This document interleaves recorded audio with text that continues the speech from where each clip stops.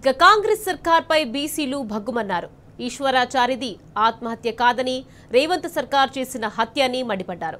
ఈశ్వరాచారి మృతదేహానికి శాసన మండలిలో ప్రతిపక్ష నేత మధుసూదనాచారి, మాజీ మంత్రి Srinivas Goud, MLC Dasoju Shravan, MLA KVP Vivekananda Goud నివాళులర్పించారు. బీసీలకు రిజర్వేషన్లు కల్పించడం లేదని మనస్తాపం చెంది ఈశ్వరాచారి ఆత్మ బలిదానం చేశారని మధుసూదనాచారి మండిపడ్డారు. ఈశ్వరాచారిది రేవంత్ రెడ్డి ప్రేరేపిత హత్య అని బీఆర్ఎస్ ఎమ్మెల్సీ దాసోజు శ్రవణ్ ధ్వజమెత్తారు. ఈశ్వరాచారి మృతి 2.5 కోట్ల మంది బీసీల ఆత్మగౌరవాన్ని తట్టి లేపిన సందర్భమని స్పష్టం చేశారు.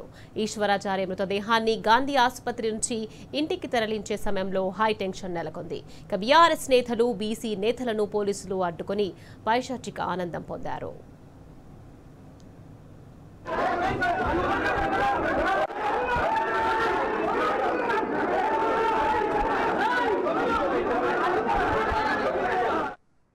బీసీ జాతిని అణిచివేసేటువంటి కుట్ర జరుగుతున్నటువంటి విషయాన్ని జీర్ణించుకోలేక ఈశ్వరాచారి నిన్న ఈ సమయానికి ముందే ఆత్మాహుతి ప్రయత్నం చేసినటువంటి విషయం ప్రభుత్వానికి తెలుసు. ఇక్కడ ప్రభుత్వం సిగ్గుతో తలవంచుకోవాలి. ఒక యువకుడు, భవిష్యత్తు ఉన్నటువంటి ఒక బీసీ బిడ్డ ఆత్మాహుతి ప్రయత్నం చేస్తే ప్రభుత్వం నుండి ఏమాత్రం స్పందన లేకపోవడం, వాళ్ళ చనిపోయిన తర్వాత అధికార పార్టీకి సంబంధించినటువంటి హామీలు ఇచ్చిన నాయకులు కావచ్చు, ద్రోహం చేసినటువంటి ద్రోహులు కావచ్చు, ఏ ఒక్కరు కూడా వచ్చి పరామర్శించి ఏం జరుగుతున్నదో తెలుసుకునేటువంటి ప్రయత్నం చేయలేదు అని అంటే బీసీ సమాజం పట్ల కాంగ్రెస్ పార్టీకి, ప్రభుత్వానికి అహంకారంతో విర్రవీగుతున్నటువంటి ముఖ్యమంత్రి రేవంత్ రెడ్డి గారికి ఎటువంటి అభిప్రాయం ఉందో జరుగుతున్నటువంటి పరిణామాల పరంపర తెలియజేస్తూ ఉంది. అందుకనే తన ప్రాణత్యాగం చేసినటువంటి ఈశ్వరాచారి ఆత్మ శాంతించాలనంటే బీసీ సమాజం చైతన్యం ప్రదర్శించాల్సినటువంటి సందర్భం ఇది. అదే సందర్భంలో ప్రజాస్వామ్యవాదుల ఈశ్వరాచారికి జరిగినటువంటి ద్రోహం బీసీ సమాజానికి జరిగినటువంటి ద్రోహంగా పరిగణించాలి. ఇది సహించలేనటువంటి వాళ్ళు మనందరిలో ఒకడైనటువంటి బీసీ బిడ్డతో ఈ జాతి విమోచన కోసం, ఈ జాతి ఆత్మగౌరవం కోసం తన ప్రాణాలను బలిపెట్టింది. కాబట్టి పాలక వర్గాలు కళ్ళు తెరవాలి. సమస్యకు పరిష్కారం పోలీసే. మార్చురీ కాడికి పోయి డెడ్ బాడీని చూడడానికి కూడా అనుమతించేటువంటి స్థితిలో లేదు అని అంటే అది ముమ్మాటికి మేము చేసినటువంటి హత్య అనేటువంటి విషయాన్ని ప్రభుత్వం ఒప్పగానే ఒప్పినటువంటి దానికి నిదర్శనం. కాబట్టి ఇదన్నీ కూడా సభ్య సమాజం గమనిస్తూ ఉన్నది.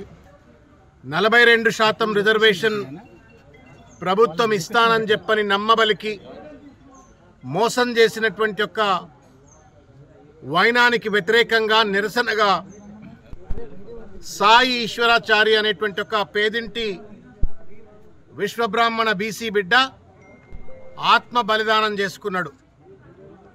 సాయి ఈశ్వరాచారి మరణం ఆత్మహత్యతో జరగలేదు. ముమ్మాటికి ఇది రేవంత్ రెడ్డి గారి ప్రభుత్వం యొక్క ప్రేరేపిత హత్యగానే భావించవలసి వస్తుంది.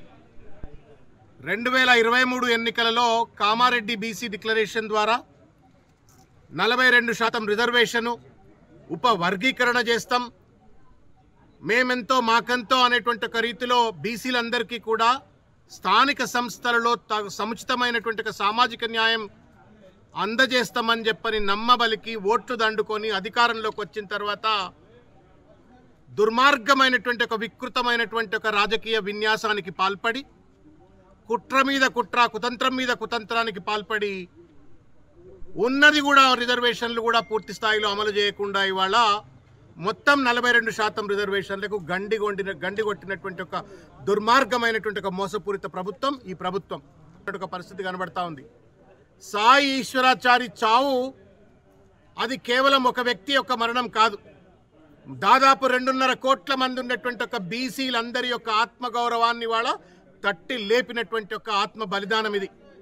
ఇవాళ సాయి ఈశ్వరాచారి గొంతు మూగబోయి ఉండొచ్చుగాక రేవంత్ రెడ్డి గారు, కానీ సాయి ఈశ్వరాచారి మూగబోయిన గొంతులో నుండి ఇవాళ 2.5 కోట్ల మంది బీసీలు ఇవాళ పెద్ద పులులై ఇవాళ మీ ప్రభుత్వానికి తగిన గుణపాఠం చెప్పేందుకు సిద్ధంగా ఉన్నారు.